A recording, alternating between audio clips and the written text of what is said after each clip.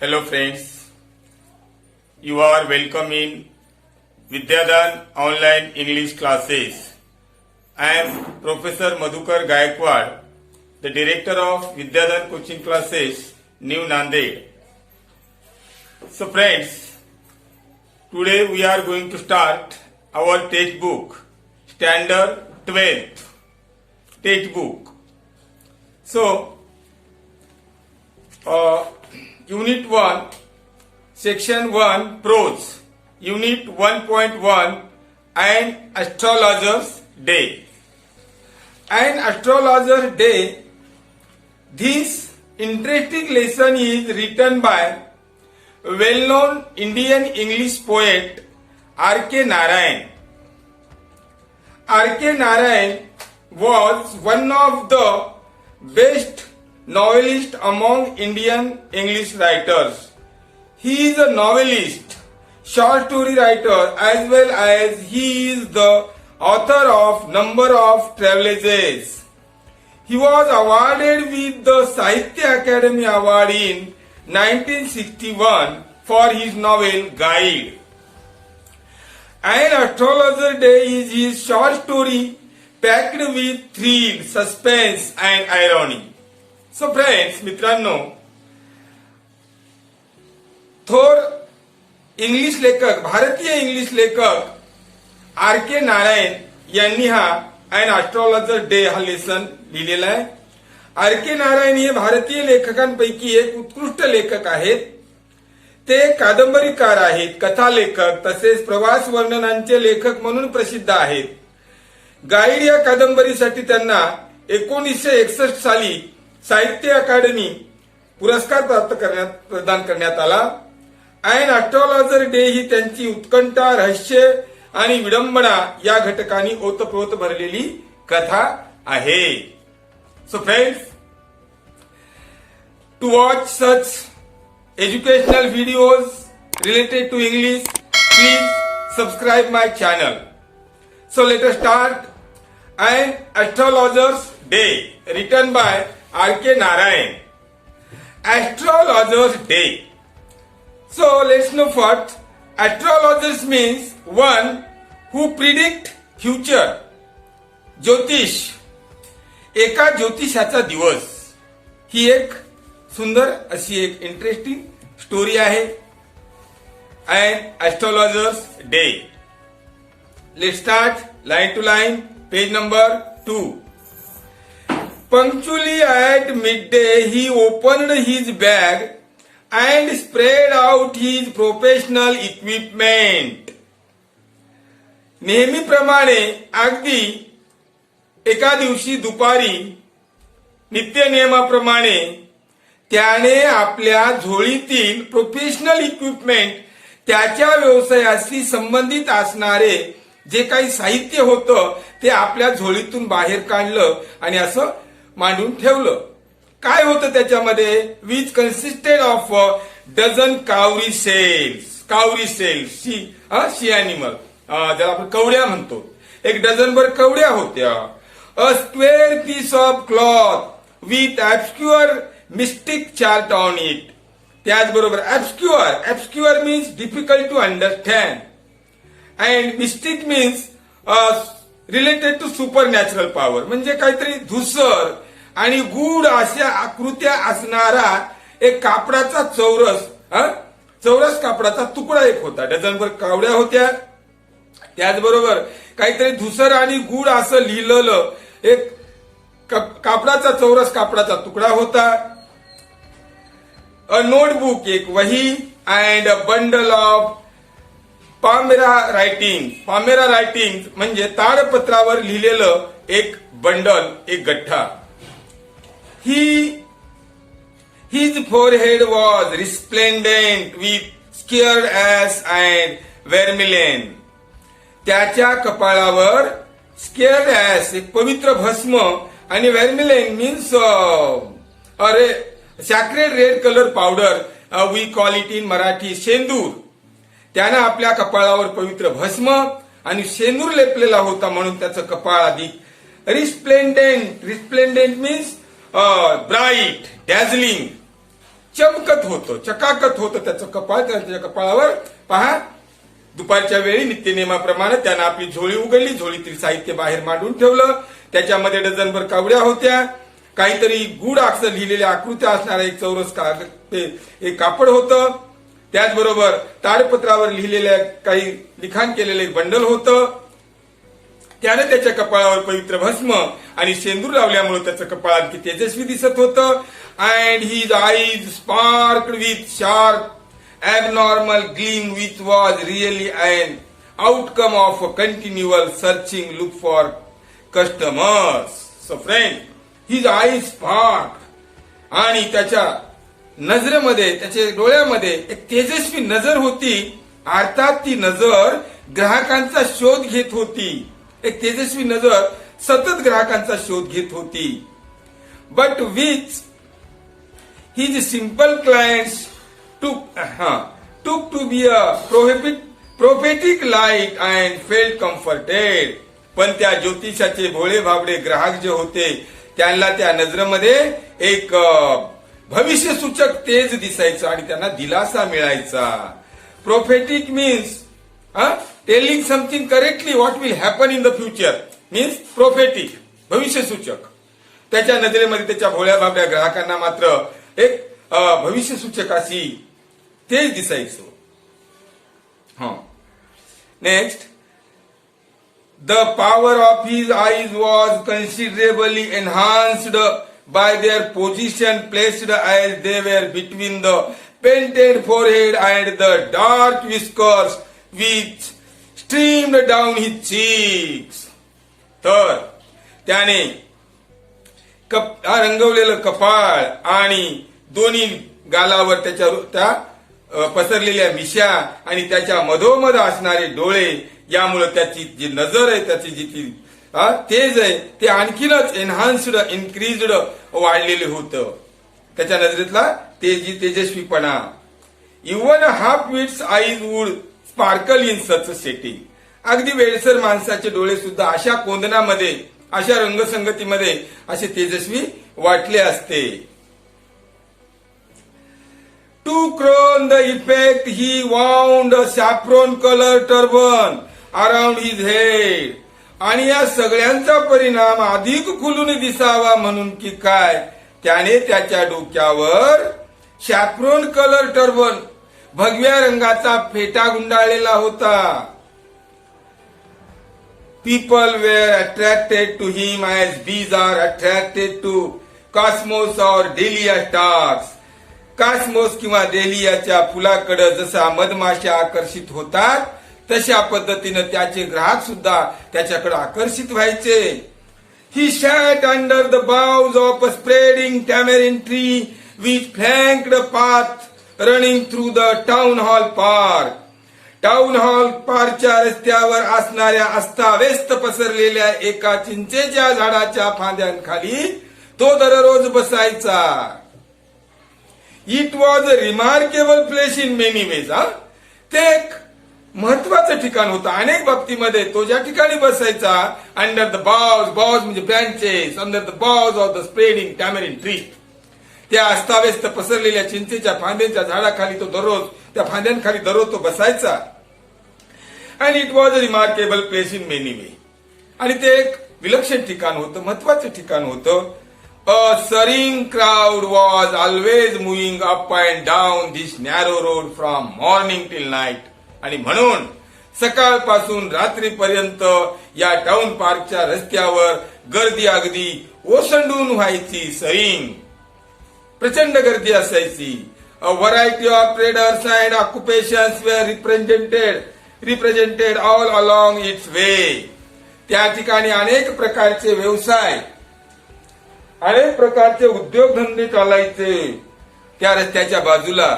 Medicine sellers, औषधी विक्रेता, then seller of stolen hardware and junk, चोरलेल्या लोखंडी वस्तू आणि जंक म्हणजे स्क्रॅप, भंगार, याचं एक दुकान होतं. मॅजिशियन, जादूगार होता. अँड अबव ऑल, आणखी यापेक्षा जास्त म्हणजे काय, and auctioneer of cheap cloth, स्वस्त कपड्यांचा लिलावही त्या ठिकाणी व्हायचा. who created action of chief who created enough deal all day to attract the whole town आणि यामुळं त्या पूर्ण शहरातल्या लोकांची अमाप गर्दी त्या ठिकाणी व्हायची. नेक्स्ट टू हिम द होशिफेरेशनेस came a vendor of fried groundnut. त्यानंतर त्या ठिकाणी मोठमोठ्याने ओरडणारा एक तळलेली शेंगदाणे विकणारा विक्रेता होता. Who gave his ware fancy name each day. जो आपल्या मालाला दररोज वेगवेगळे नावं द्यायचा. कॉलिंग इट बॉम्बे आईस्क्रीम, कधी तो आपल्या त्या फ्राईड ग्राउंडनटला तळलेल्या शेंगदाण्याला बॉम्बे आईस्क्रीम म्हणायचा. अँड ऑन द नेक्स्ट दुसऱ्या दिवशी त्याला दिल्ली आलमोड, दिल्ली बदाम म्हणायचा. अँड ऑन द थर्ड तिसऱ्या दिवशी राजाज डेलिक्सी, राजाची मेजवानी, असे तो आपल्या मालाला नावं द्यायचा.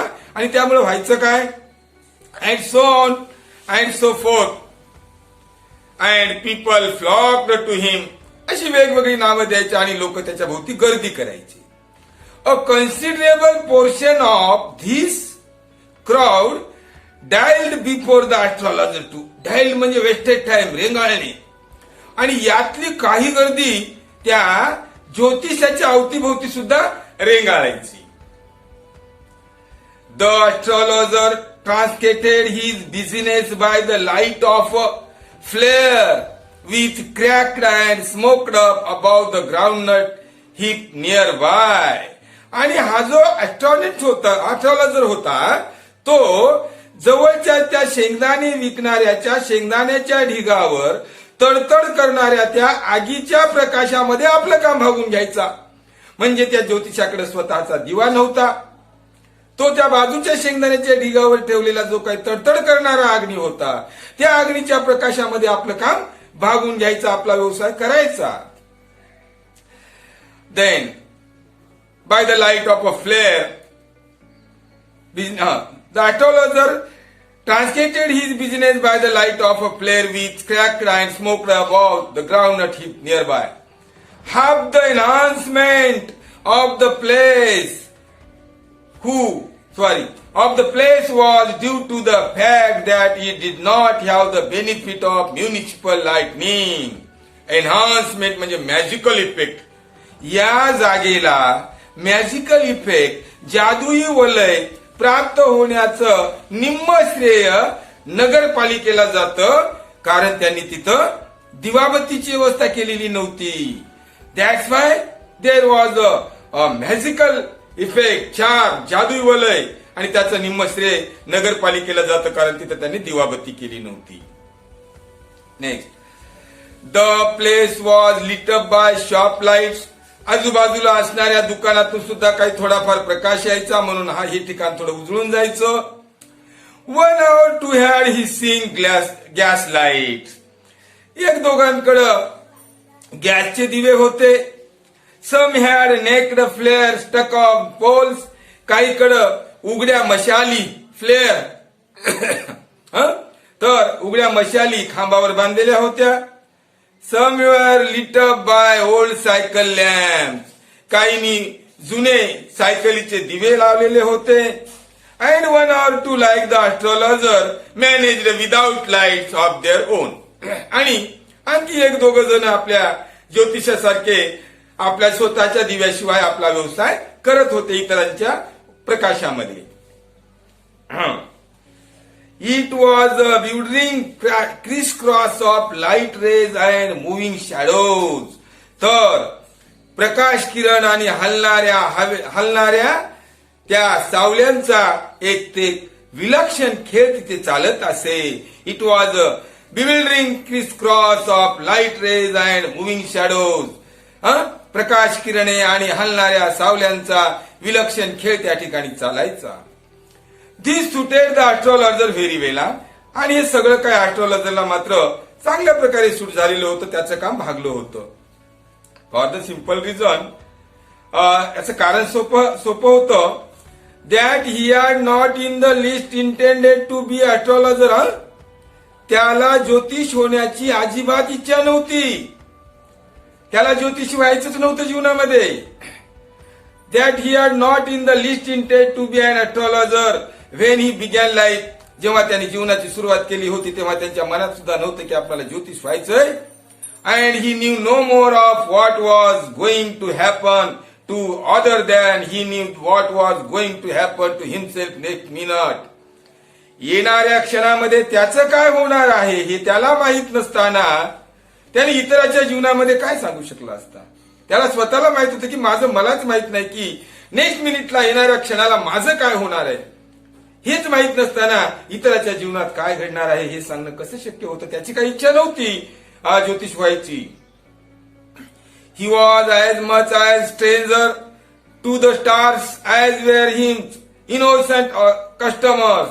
त्याचे निरागस भोळे भाबडे ग्राहक जेवढे ताऱ्यांबद्दल ग्रहण ताऱ्यांबद्दल अनभिज्ञ होते तेवढाच तो ज्योतिष सुद्धा ग्रह ताऱ्यांबद्दल अनभिज्ञ होता. त्यालाही काही माहित नव्हतं.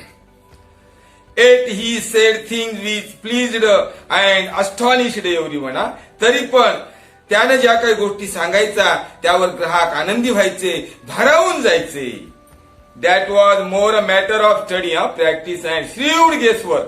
हे कशामुळे व्हायचं मग. त्याला तर ज्योतिष व्हायचं नव्हतं, त्याला ग्रहताऱ्यांचा अभ्यास नव्हता, तरी पण त्यानं जे काही बोलायचा त्यावर लोकांना आनंद वाटायचा, भारावून जायचे, कम्फर्ट मिळायचा, त्यांना दिलासा मिळायचा. हे कशामुळं. That was more a matter of study. त्याचा प्रदीर्घ अभ्यास, सराव आणि श्रीवड गेसवर्क. श्रीवड म्हणजे गुड ॲट जजिंग, म्हणजे धूर्तपणे अंदाज व्यक्त करण्याची खुबी होती त्याच्यामध्ये. श्रीवड गेसवर्क. All the same, it was as much an honest man's labor as any other, and he deserved the wages he carried home at the end of day. तरी पण इतर व्यक्ती जसं प्रामाणिकपणे काम करतात तसं तो सुद्धा आपला व्यवसाय प्रामाणिकपणे करायचा आणि दिवसा अखेर जे काही त्याला मिळायचं तर हे त्याच्यावर तो डिझर्व होता, त्या योग्यतेचा होता, हे त्याच्या मेहनतीचं फळ असायचं. Next paragraph. He had left his village without any previous thought or plan. त्या ज्योतिषानं त्याचं घर कोणत्याही निश्चित विचार किंवा योजनेशिवाय सोडलं होतं. डिरेक्शनलेस जर्नी त्याने सुरुवात केली होती जेव्हा त्यानं घराच्या बाहेर पडला. If he had continued there, he would have carried on the work of his forefathers. जर तो तिथंच राहिला असता तर फोरफादर म्हणजे अँसेस्ट्रल म्हणजे पूर्वजांचं जे काही आहे तेच त्यानं काम केलं असतं. नेमली जसं की टिलिंग द लँड, शेतीबाडी केली असती, लिव्हिंग घर संसार चालवला असता, मॅरिंग लग्न झालं असतं, and रायटनिंग in the cornfield and ancestral home. आणि आपल्या पूर्वजांच्या मक्याच्या शेतामध्ये काम केलं असतं आणि त्याच पूर्वजांच्या घरामध्ये राहून म्हातारा झाला असता. But that was not to be. पण हे असं व्हायचं नव्हतं. He had to leave home without telling anyone. कुणालाही न सांगता घर सोडून निघायला त्याला भाग पडलं होतं. काय घडलं होतं पुढे पाहूया. But he had to leave home without telling anyone. कुणालाही न सांगता त्याला घराबाहेर पडावं लागलं होतं. And he could not rest till he left it behind a couple of 100 miles. आणि 100-200 मैल गेल्याशिवाय त्याला थांबता सुद्धा येऊ शकलं नसतं. And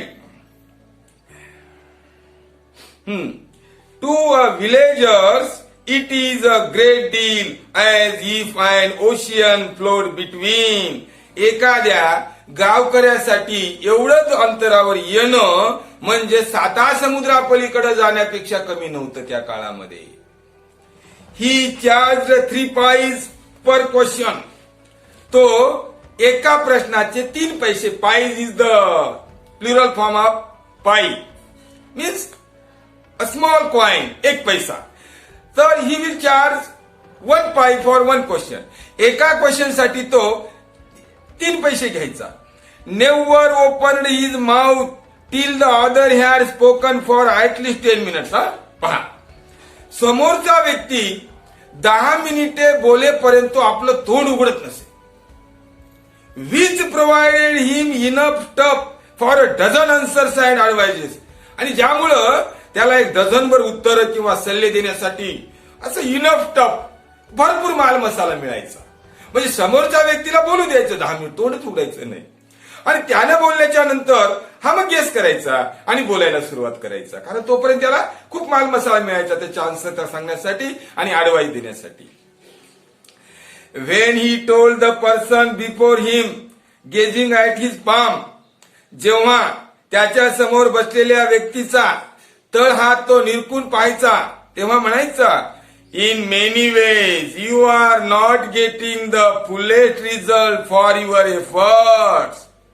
तुम्ही जी मेहनत करता त्या मानानं तुम्हाला यश मिळत नाही. हा तो भविष्य ज्योतिष त्या वाक्य बोलायचा.